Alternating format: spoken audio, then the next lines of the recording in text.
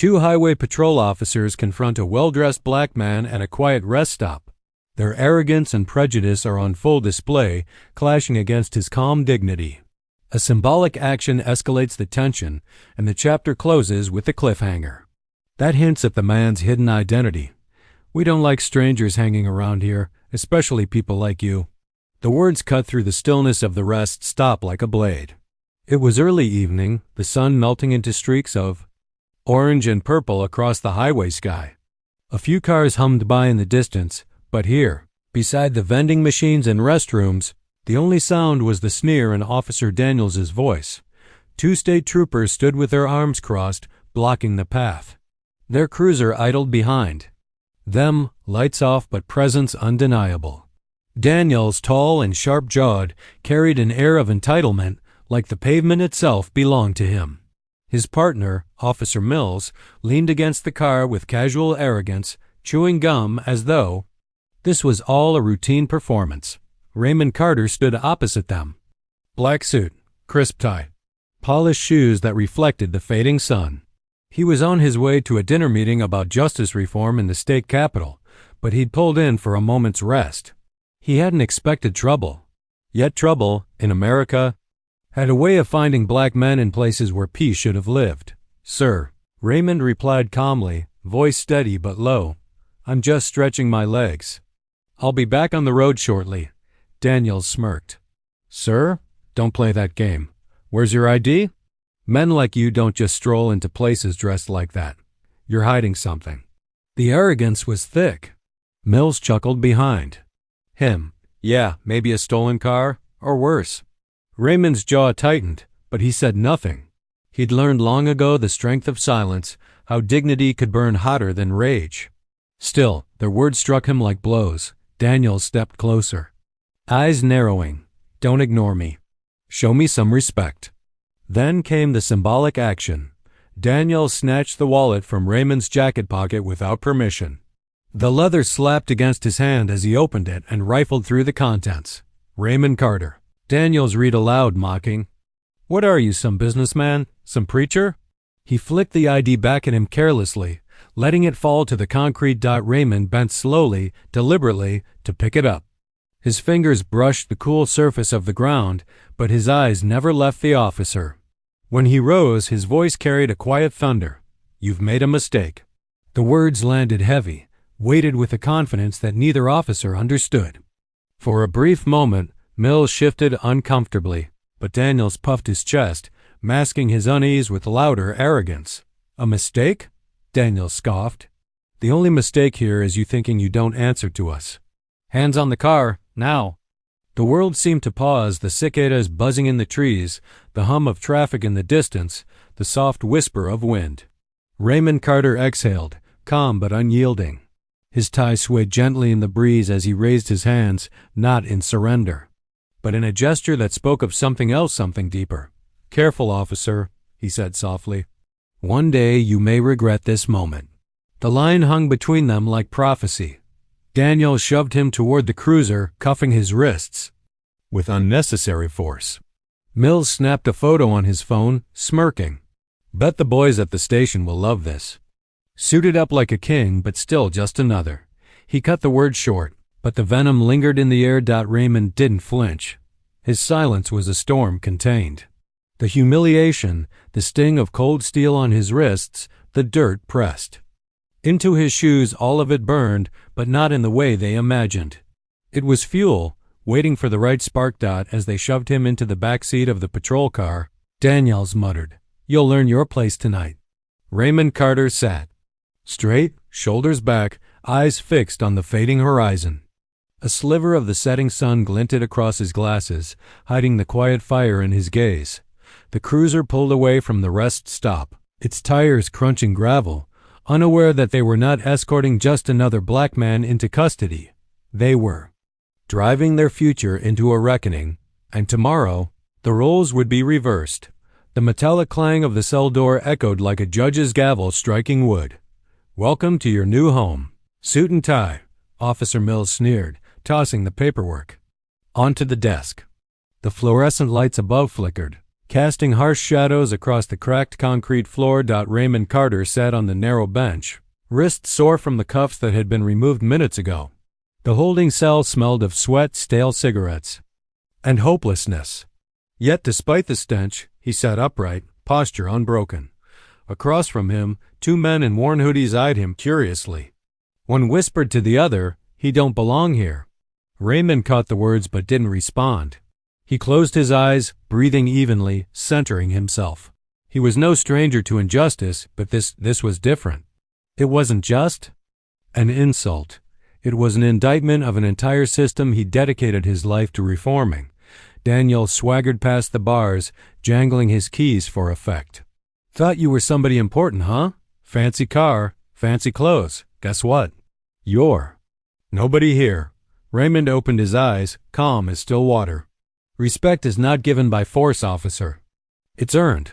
The words sliced through the air. Daniels froze for a second, his face tightening before twisting into mockery. "Oh, we got ourselves a philosopher. Mills, hear this? He thinks he's better than us." Mills chuckled from the TV. Desk feet kicked up. "Better? Please. He's just another guy who thought the rules didn't apply to him." Daniels leaned closer to the bars, lowering his voice to a hiss. "You'll remember this night. Every second of it." Raymond studied him quietly, noting the slight tremor in his hands, the insecurity hiding behind bravado. It was always there, the fear that power could slip away at any moment. A young officer, new to the force, stepped in carrying files. He glanced at Raymond, his eyes lingering. Something about the man's presence didn't align with the image of a criminal. The officer hesitated, then whispered to Mills, "You sure this is right?" "He doesn't—" "Shut it," Mills snapped, cutting him off. "Paperwork's done. He stays." The younger officer looked uneasy but nodded, retreating into silence. Hours crawled by. The cell grew quiet except for the hum of the lights and the occasional cough.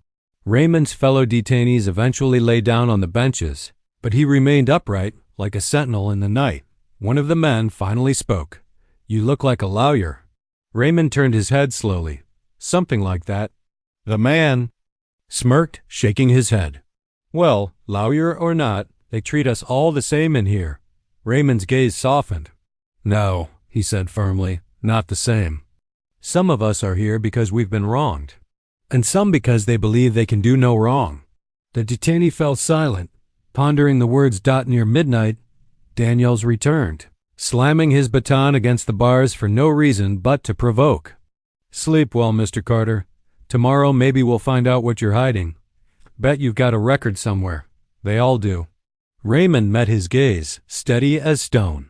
"Tomorrow," he said, voice low and deliberate, "you'll see more than you bargained for." The room seemed to still. Even the buzzing light above flickered, as if acknowledging the weight of his words. Daniel scoffed, uncomfortable, and stormed off.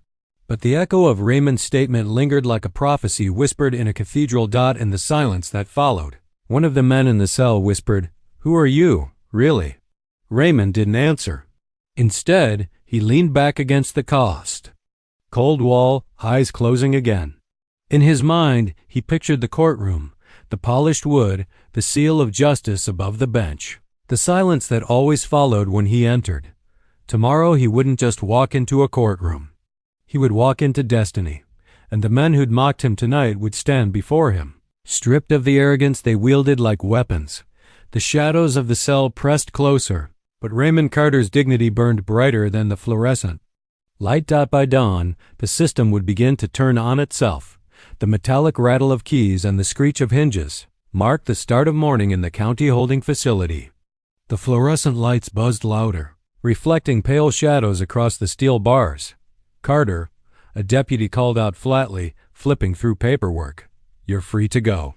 The words fell with the weight of irony. Raymond Carter stood from the bench, his suit wrinkled from a night of sitting upright. His tie hung slightly loosened, but his posture tall, calm, composed remained untouched. He stepped forward, every movement deliberate, the silence around him broken only by the shuffle of his polished shoes against the concrete floor. Officer Daniels was waiting outside the cell with a smirk carved into his face. Mills leaned against the wall, arms crossed, his gum popping loudly. Well, Mr. Fancy Pants, Daniels sneered, handing back the wallet he'd confiscated. Looks like the system couldn't pin anything on you. Guess you get to walk for now, Mills chuckled, shaking his head. Bet you thought you were special, didn't you? Just remember around here, you're nobody. Raymond accepted, his wallet calmly brushing invisible dust from its leather surface before slipping it back into his pocket. His gaze lingered on the two men, eyes deep and unreadable. Gentlemen, he said softly, the system has a long memory. The words puzzled them. Daniels frowned, but before he could respond, Raymond turned and walked down the corridor. The sound of his footsteps echoed like a drumbeat of inevitability. At the front desk, the deputy processing his release muttered under his breath, "Strangest case I've seen. In and out without charges. Makes you wonder." Raymond signed the paperwork with a steady hand. He thanked the deputy quietly, then stepped outside. The morning sun spilled golden light across the parking lot, washing away the stale gray of the holding facility. He paused, inhaling the crisp air, as if reclaiming something that had been momentarily stolen. His black sedan still sat in the impound lot across the street. A driver from the courthouse was already waiting to pick him up, a young clerk who rushed forward nervously. "Judge Carter, sir," the clerk whispered, eyes wide with worry. "Are you all right?" Raymond adjusted his tie, his face unreadable, except for the faintest trace of a smile. "I'm fine," he said. "But they are not." The clerk blinked, confused, but hurried to open the car door. As they drove toward the courthouse, Raymond gazed out the window. The highway stretched endlessly, lined with towering pines and streaked with the morning sun. Each mile carried him closer to the moment when justice would bare its teeth, not with rage, but with order, silence, and undeniable truth. Back at the station, Daniels and Mills were still laughing about the night before. "Can you believe it?" Mills said between chuckles. "Guy thinks he's better than us. I should have booked him just for attitude." Daniels leaned back in his chair, tossing a pen in the air. "Don't matter. He'll slip up somewhere. They always do. People like him can't hide forever." Yet beneath his laughter, a sliver of unease gnawed at him. There had been something in Carter's eyes, something uncheckable, like a man carrying a secret larger than the room itself. Still, arrogance buried the doubt. The officers returned to their reports, unaware that before the day ended, the courtroom they thought they owned would become the stage for their undoing. Meanwhile, at the courthouse, the building stirred to life. Lawyers hurried through marble hallways, clerks stacked case files high, and the sound of footsteps echoed against polished floors. In the chambers upstairs, Judge Raymond Carter entered quietly, exchanging nods with staff who greeted him respectfully. Set his briefcase on the mahogany desk, the weight of it thudding like thunder. Inside lay the documents for a docket unlike any other. The same officers who had mocked, cuffed, and humiliated him hours before would now stand trial for misconduct and abuse of power. He sat in his chair, straightened his robe across his shoulders, and looked at the courtroom doors with calm anticipation. The gavel would strike soon, and when it did, the balance of power would tilt forever. The courthouse buzzed with its usual rhythm, the shuffle of papers, the murmur of lawyers adjusting ties, the faint squeak of shoes against polished floors. But for officers Daniels and Mills, this was just another morning, another routine hearing where they expected to stand tall, untouched. "Easy day," Mills muttered, tugging at his uniform collar as they entered. "Internal Review Board doesn't scare me. Just a bunch of bureaucrats." Daniels smirked. "Yeah, they'll give us a slap on the wrist, maybe some paperwork training, and we're back on the road. Nothing we can't handle." They strutted into the courtroom, their boots clicking against the marble floor, their swagger loud enough to drown the silence that greeted them. They didn't notice the murmurs from the attorneys nearby, the subtle glances being exchanged. Like whispered warnings, the bailiff called the room to order. "All rise." Chairs scraped back. Everyone stood. The heavy oak doors swung open, and the air shifted as Judge Raymond Carter entered. He walked with measured steps, black robe flowing behind him, his face composed and unreadable. He took his place at the bench, setting his notes before him with calm precision. Daniels blinked, his jaw stiffening. Mills's gum nearly fell from his mouth.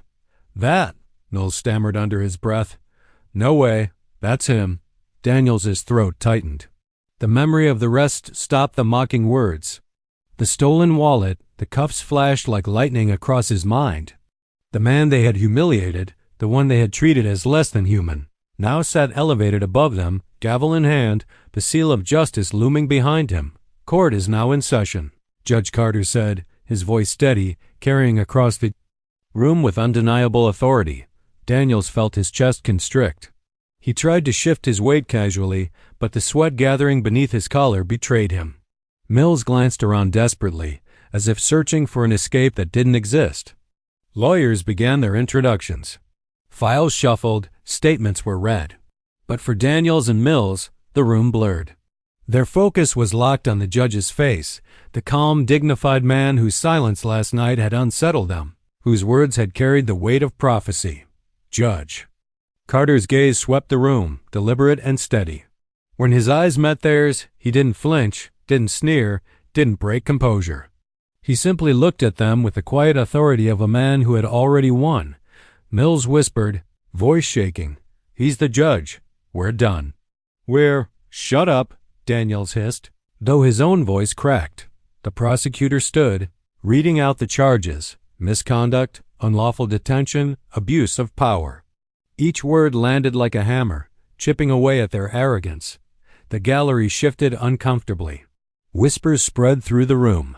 The irony was undeniable, almost poetic. Raymond Carter leaned forward slightly, his hands folded on the bench.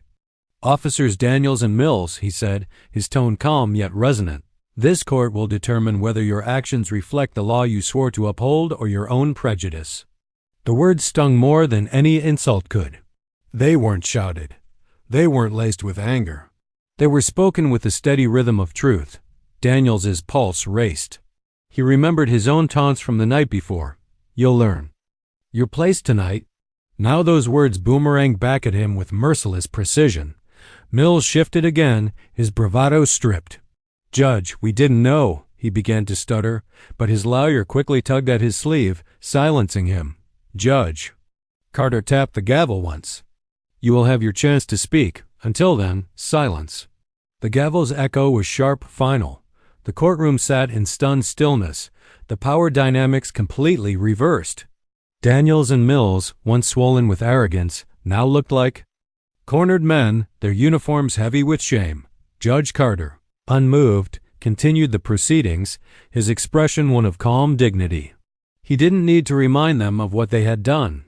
Their own memories, replaying relentlessly in their minds, were punishment enough for now. The trial had only begun. And for Daniels and Mills, every second would feel like the tightening of a noose woven from their own arrogance. The murmur of the gallery stilled as the prosecutor called the first witness. A middle-aged truck driver shuffled forward, removing his cap respectfully as he took the stand. His hands were rough, nails darkened with grease, but his voice carried the honesty of someone who'd spent decades on the road. "State your name for the record," the prosecutor said. "Earl Patterson." "And where were you on the evening of the incident?" Earl cleared his throat. "Rest stop off Highway 16, around sundown. I'd pulled over for coffee. That's when I saw those two officers harassing the man in the suit." Mills squirmed in his seat. Daniels clenched his jaw. The prosecutor nodded. "Tell the court what you witnessed." Earl leaned forward. The gentleman wasn't doing nothing wrong. Just standing by his car, stretching. Then those officers got in his face, demanded ID.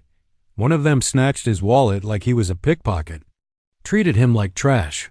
Whispers rippled through the courtroom. Daniels shifted uncomfortably. "Objection," the defense attorney barked. "Speculation. The witness can't speak to intent." "Sustained," Judge Carter said evenly. "Mr. Patterson, confine your testimony to what you directly observed." "Yes, Your Honor." Earl nodded, then continued. "I saw them cuff him. Rough, too? Slammed him against the cruiser like he was dangerous. But the man never raised. His voice never resisted. Just stood there calm. That's what got me.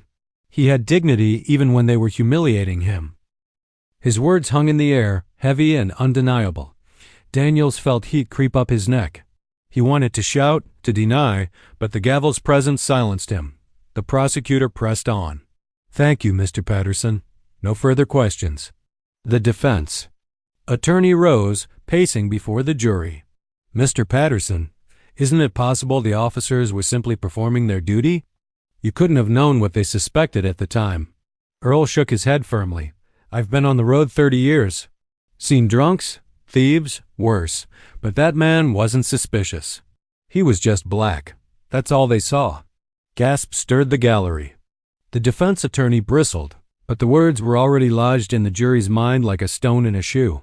When Earl stepped down, another witness took the stand, the young officer from the station. He looked nervous, his uniform crisp, hands fidgeting as he swore the oath. The prosecutor's tone softened. "Tell us what you observed when Mr. Carter was brought into custody." The young man swallowed hard. I thought it was wrong. He didn't look like someone who should have been there.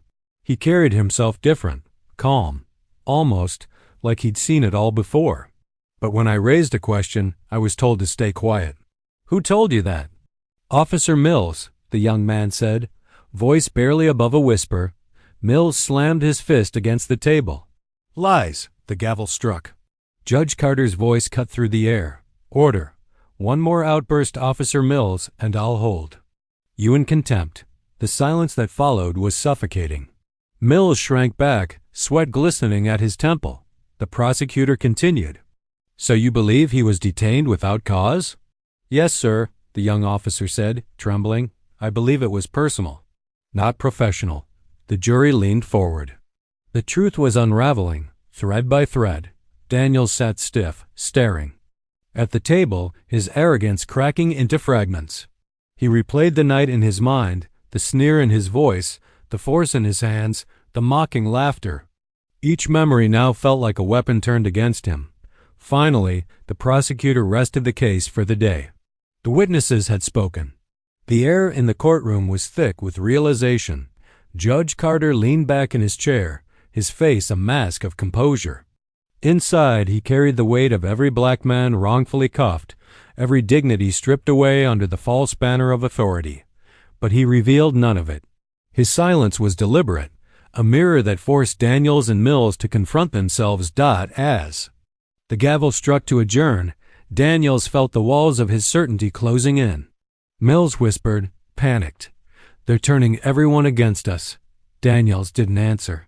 His eyes darted to the bench, to the man they had once mocked as powerless. Judge Carter gathered his notes, his robe flowing as he exited. His words from the night before echoed in Daniels's head. "One day, you may regret this moment." That day had arrived. The courtroom brimmed with tension as the defense attorney rose. "Your Honor, the defense calls Officer Daniels to the stand." Daniels stood slowly, straightening his uniform as if the fabric itself could shield him. He marched stiffly to the witness chair, but his eyes flickered nervously toward the bench where Judge Carter presided. "Do you swear to tell the truth, the whole truth, and nothing but the truth?" the bailiff asked. "I do," Daniels muttered. Defense attorney stepped forward. "Officer Daniels, can you explain to the jury why you approached Mr. Carter at the rest stop?" Daniels leaned toward the microphone. "Yes. The man was loitering near a vehicle, looked suspicious. My duty is to investigate anything unusual." The attorney nodded. "And did Mr. Carter comply?" "He was evasive," Daniels said quickly. "Didn't answer right away." That raised red flags. The defense attorney smiled faintly, as though building a wall of justification. "But the prosecutor rose for cross-examination, his voice sharp. "Officer Daniels, you said Mr. Carter looked suspicious. Was he breaking the law?" Daniels hesitated. Not directly. The prosecutor pressed. "So, to be clear, he wasn't doing anything illegal when you approached him?" Daniels shifted in his seat. "No, but no further commentary. Just yes or no." Daniels clenched his jaw. "No," the jury scribbled notes. The prosecutor stepped closer. "You claimed he was evasive. Isn't it true Mr. Carter immediately identified himself?" "He didn't give me his ID fast enough," Daniels said, fumbling. "Didn't give it fast enough?" The prosecutor echoed, turning to the jury. Or did you take it from him without consent? Daniels's face flushed. I secured it. The prosecutor's voice sharpened. You snatched it, didn't you? Daniels swallowed. Yes. The room rippled with murmurs. Mills shifted uneasily at the defense table. Judge Carter tapped the gavel once. Order. His voice was calm, but for Daniels it thundered. The prosecutor's eyes locked on him. When you handcuffed Mr. Carter, did he resist? Daniels's throat tightened. No, so he was calm. Compliant, respectful, and yet you cuffed him. With unnecessary force, Daniels stammered. I acted according to protocol. The prosecutor leaned in. Protocol, officer, or prejudice? The words pierced like a spear. Daniels opened his mouth but found no answer. His silence said more than any denial could. The defense attorney quickly interrupted. No further questions. The witness is dismissed. Daniels stepped down shoulders. Slumped, his swagger stripped bare. Mills patted his back weakly, but his own turn came next. Officer Mills. The attorney announced. Mills swaggered to the stand, trying to mask his fear with bravado. He adjusted the microphone, chewing gum. Loudly. Officer Mills, the defense began, did you witness Mr. Carter resisting in any way? No, Mills admitted, but his attitude was disrespectful. He thought he was above the law. The defense nodded. So you were maintaining order? Exactly, Mills said, puffing his chest. We can't let people like him think. They can ignore authority. The phrase hung in the air, people like him. The prosecutor's eyebrows arched. He rose smoothly. Officer Mills, clarify that for the jury. What do you mean by people like him? Mills faltered. I just meant anyone who thinks they're above the law. That's not what you said, the prosecutor countered. You said people like him. Care to explain? Mills shifted in his chair, sweat forming at his temple. I didn't mean anything racial. By it, the prosecutor circled him slowly. And yet, when you arrested a well-dressed black man who had broken no laws, you mocked him. You photographed him. You laughed. That's maintaining order? Mills's bravado cracked. It was a mistake. The prosecutor leaned in. A mistake, officer, or a habit? The silence was suffocating. Mills's eyes darted to Daniels, but found no rescue there. Judge Carter watched, face impassive, but his silence was thunderous.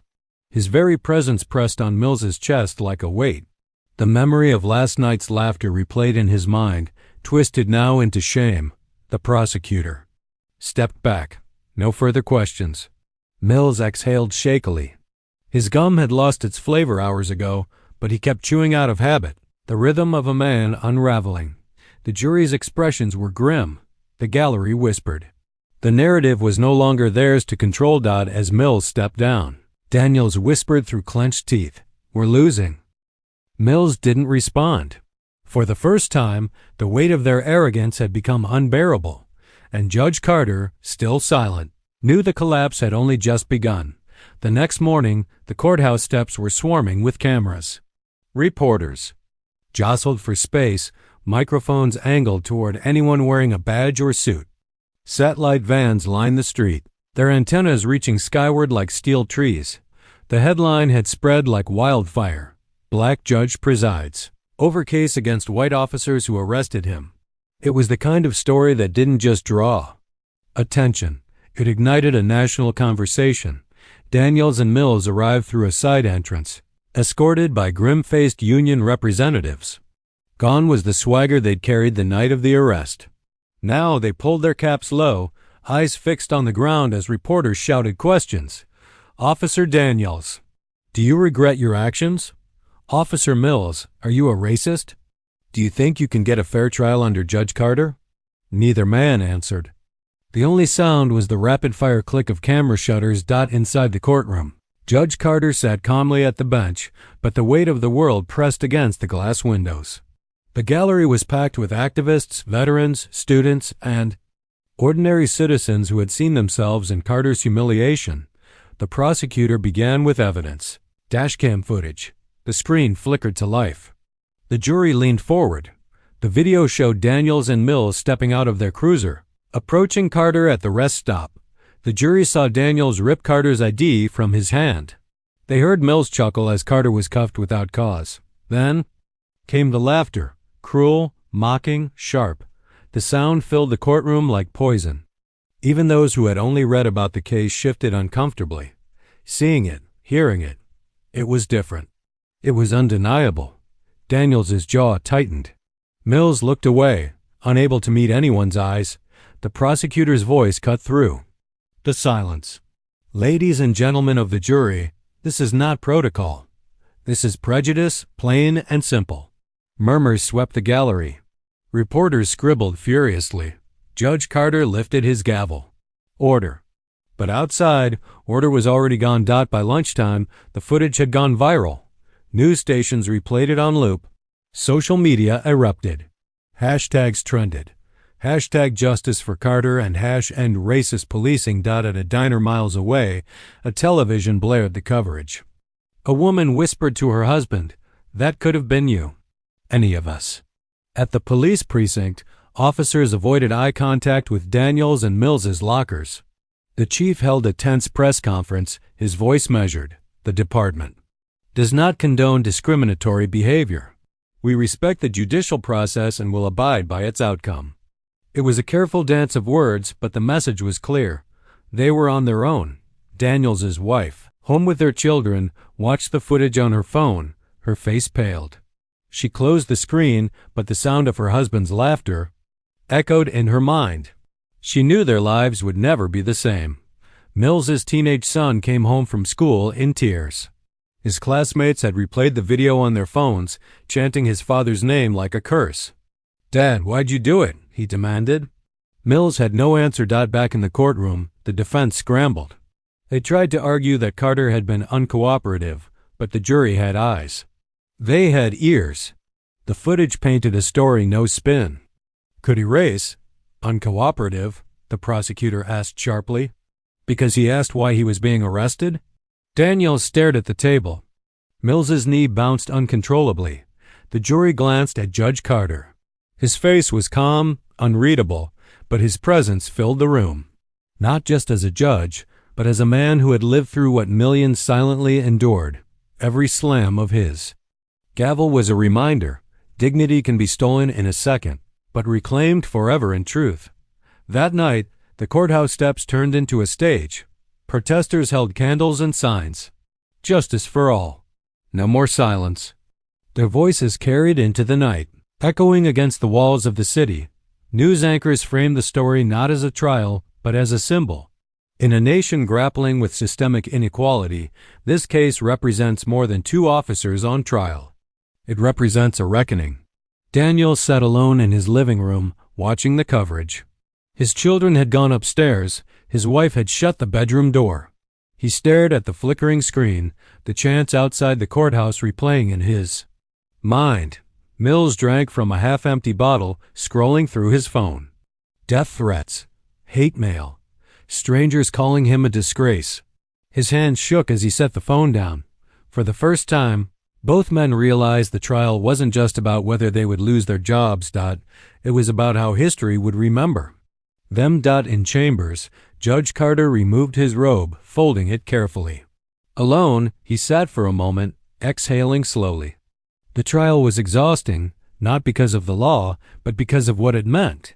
Every glare from the officers, every whisper in the gallery, every flashbulb outside. It wasn't just his story. It was his father's, his mother's, his community's, and tomorrow, he knew, the weight of justice would press even harder. For justice wasn't just about punishment. It was about truth, and truth was relentless. The courtroom was packed tighter than ever. The case had already spilled across headlines and living rooms, and now every seat in the gallery was filled with restless anticipation. Daniels and Mills sat stiffly at the defense table, their uniforms traded for gray suits that did nothing to soften the tension in their faces. Their attorney rose, tugging at his tie, voice thick with urgency. "Ladies and gentlemen of the jury, my clients are decorated officers, men who have risked their lives for this community. They acted that night as they believed their training required. Any suggestion otherwise is an attempt to twist reality. The words fell flat. The jury's expressions didn't shift. Everyone had seen the footage. Everyone had heard the laughter. Still, the attorney pressed on. We cannot let one misunderstood interaction erase years of honorable service. Officer Daniels saved a child from a burning home 3 years ago. Officer Mills once stopped an armed robbery with his bare hands. Are these the actions of racists? He gestured dramatically toward his clients, but Daniels and Mills sat frozen, their eyes on the table. The prosecutor rose, calm and cutting. Heroic acts in the past do not erase prejudice in the present. No one disputes their service. But no amount of medals allows a man to put another in chains without cause. A ripple of agreement stirred in the gallery. The defense attorney called his first character witness, a sergeant from their precinct. The man's uniform gleamed, his voice steady as he praised their bravery and dedication. They're good cops, the sergeant said firmly. They've put their lives on the line countless times. They don't deserve to be vilified for one mistake. The prosecutor approached, his tone like steel wrapped in silk. Sergeant, would you agree that the law applies equally to everyone, even decorated officers? Yes. And would you agree that a mistake stops being a mistake when it is rooted in bias and repeated behavior? The sergeant hesitated. I can't speak to that.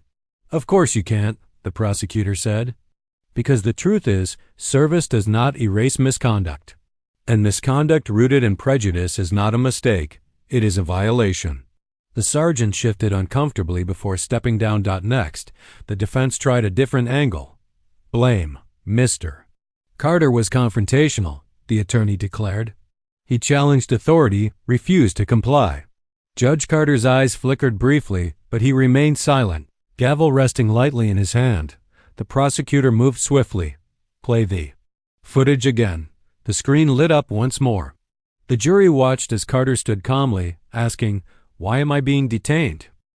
His voice was even, respectful. They saw Daniels snatch his wallet.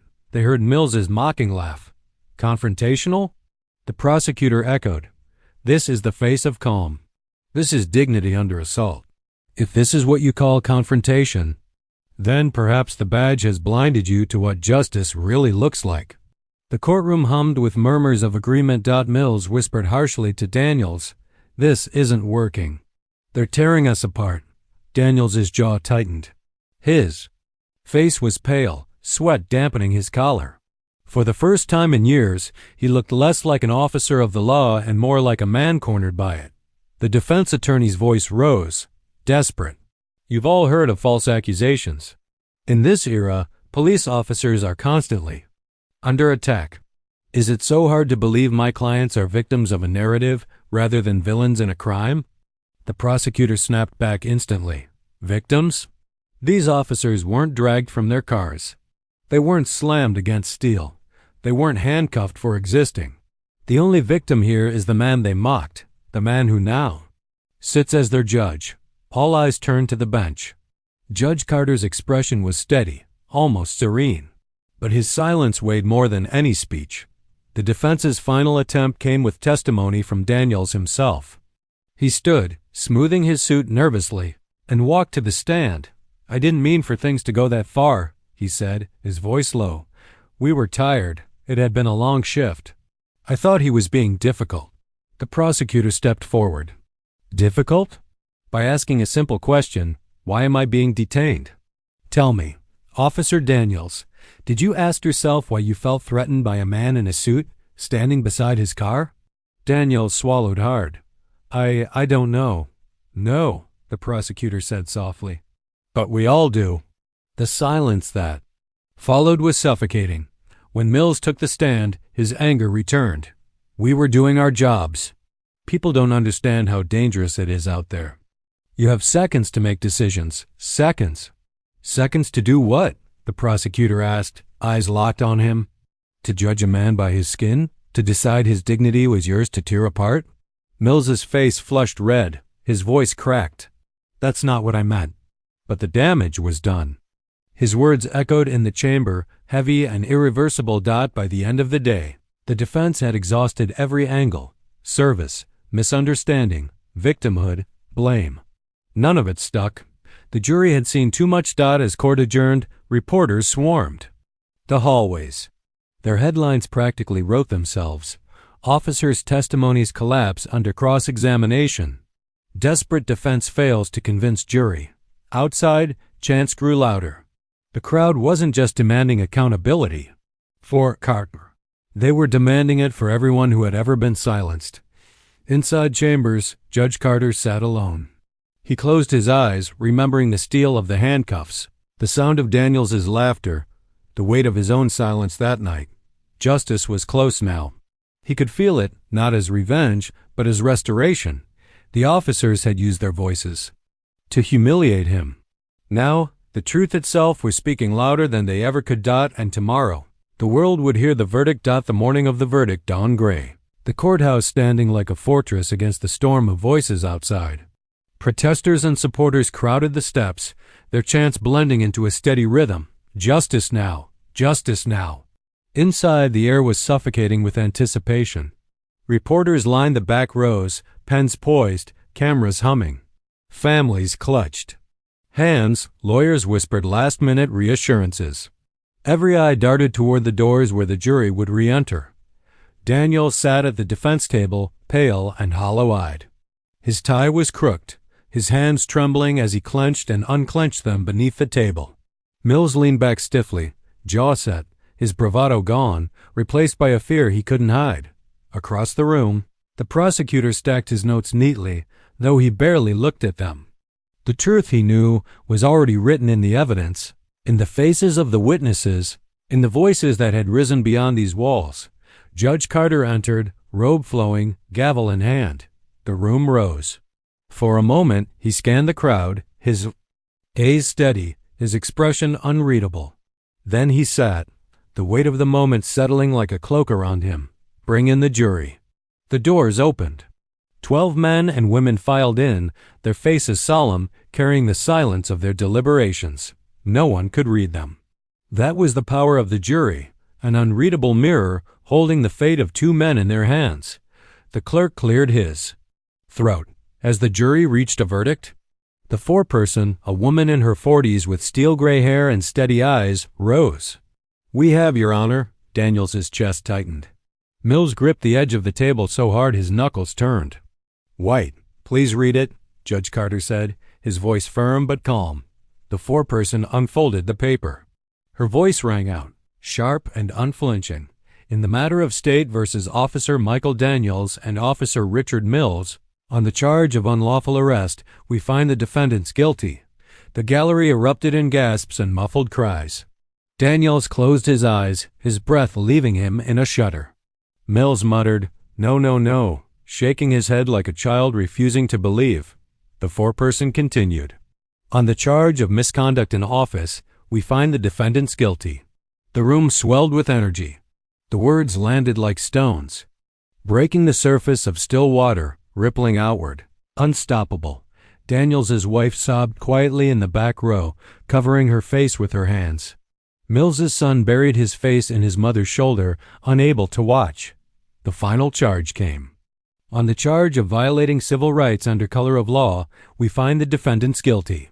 The courtroom exploded. Some wept, some cheered, some simply sat in stunned silence. Reporters dashed for the exits to send the news flying across. The world. Judge Carter lifted his gavel. Bang. Order.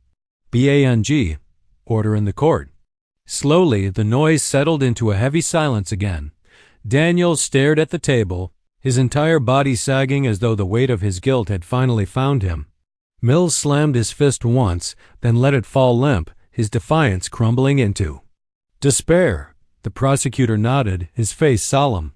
Justice had spoken. Judge Carter looked over the courtroom, his voice steady and grave.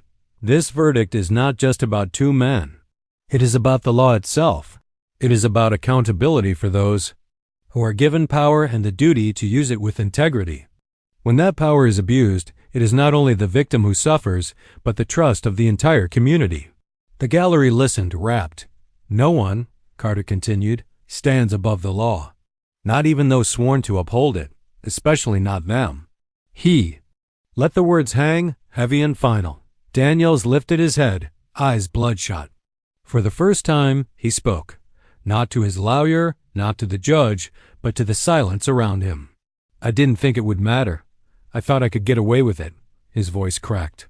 "But it mattered." Mills said nothing.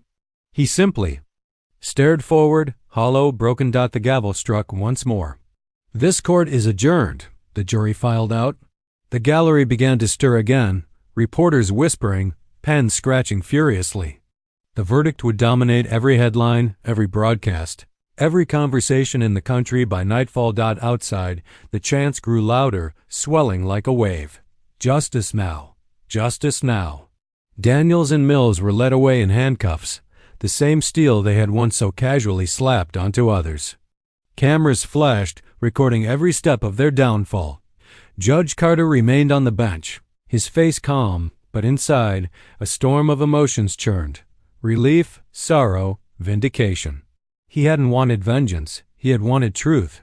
And truth had arrived. As he rose and exited through the judge's chamber, one thought echoed in his mind. Justice is not revenge. Justice is the truth, finally given a voice, and that voice had spoken louder than any gavel could strike. The courthouse stood bathed in morning light, its stone facade glowing against the rising sun. Yet inside, the atmosphere was heavier than any dawn. This was not just a sentencing, it was a reckoning. Judge Carter entered the courtroom, robe flowing with measured grace. As always, the gallery was filled, every seat occupied by citizens who wanted to witness the conclusion of a story that had captured the nation. Daniels and Mills were led in, shackled at the wrists and ankles. The sound of chains clinking against the polished floor carried like an echo of their downfall. Their suits were gone, replaced by county-issued uniforms. Their faces were pale, drained of the arrogance that had once dripped from every word, every laugh. The prosecutor rose first. "Your Honor, the crimes committed by these men were not mistakes. They were deliberate abuses of authority, fueled by bias, executed with cruelty. Their actions did not just humiliate a man. They struck at the very foundation of trust between community and law enforcement. For that, we request the maximum sentence allowable." The defense attorney, shoulders slumped, rose half-heartedly. "Your Honor, I ask the court to consider their years of service, their families, the possibility of rehabilitation. They have already been punished in the court of public opinion. Show mercy." Judge Carter listened silently, his expression unreadable. Finally, he turned to Daniels and Mills. "Do you wish to make a statement before sentencing?" Daniels stood slowly, chains rattling. His lips trembled. I thought I was above consequences. I thought my badge meant power, not responsibility. I see now that I was wrong. I am sorry." His words were weak, but they were words nonetheless.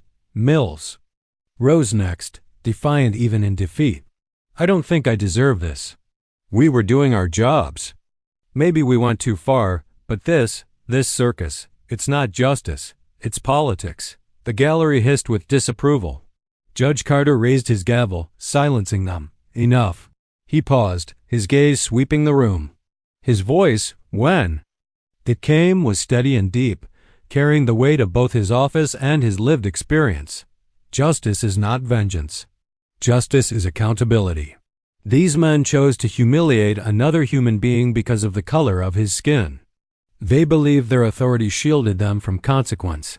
Today, we affirm that no shield is absolute and no badge places one above the law. He leaned forward. "Officer Michael Daniels, Officer Richard Mills, I hereby sentence you each to 12 years in state prison." Gasps filled the room. Some wept. Some clapped before being silenced. The officers' families sobbed openly. Daniels sagged, eyes closing as the words struck like a hammer. Mills shook his head violently, shouting, "This is wrong. This is wrong," until bailiffs dragged him back down to his chair. Judge Carter's gavel cracked like thunder. Order. The noise subsided, leaving only the heavy silence of finality. The sentencing rippled across the nation. News broadcasts carried it live. Commentators debated the meaning of the case, activists hailed it as a turning point, and critics decried it as an overreach. In living rooms across the country, Families gathered around televisions, some in tears, some in awe, some in quiet contemplation. For many, it was the first time they'd seen law enforcement officers held truly accountable. At the precinct, lockers belonging to Daniels and Mills were emptied. Their names removed from plaques. Their photos taken down from the wall of commendations. Colleagues avoided saying their names, as though silence itself was the final burial of their careers. In schools, teachers used the case as a lesson. This, one said, pointing to a screen replaying the verdict, is what happens when arrogance meets justice. And in the streets, the chants continued, not just about Carter, but about everyone who had ever faced what he faced. That evening, Judge Carter sat alone in his chambers. The courtroom was empty, the gallery quiet, the cameras gone. He removed his robe and draped it over the back of his chair, staring at it for a long moment. In the silence, memories returned. His father's voice telling him, "Dignity cannot be stolen, only surrendered." His mother's hands guiding him to church, reminding him that silence was sometimes more powerful than rage. He thought of the rest stop, the cold steel of handcuffs, the sneer on Daniels's face, the laughter of Mills. He thought of how small they had tried to make him feel, and he thought of the gavel striking today, not as vengeance, but as a restoration. He whispered to himself, "Justice is not the end. It's the beginning." The following week, Carter walked through the same rest stop where it had all begun. The sun was setting again, painting the sky with streaks of red and gold. He paused near the vending machines where strangers had once watched him being cuffed. This time, people recognized him. A young black boy approached timidly. "Sir, you're Judge Carter, right?" Carter smiled gently. "Yes, I am." The boy hesitated, then said softly, "Thank you for standing tall." Carter placed a hand on his shoulder. "Always remember, son, they can try to strip your dignity, but they can never take it, not unless you give it to them." The boy nodded, his eyes bright. As Carter walked back to his car, the weight of the trial lifted, piece by piece. He knew there would be more battles. Racism was not defeated in one courtroom, but something had shifted. A crack had formed in the wall, and through it, light had begun to pour. The sound of chants still echoed in his memory. Justice now. Justice. Now, for the first time, he allowed himself a small smile. The world was far from healed. But for one moment, in one courtroom, justice had spoken, and its echoes would not be silenced.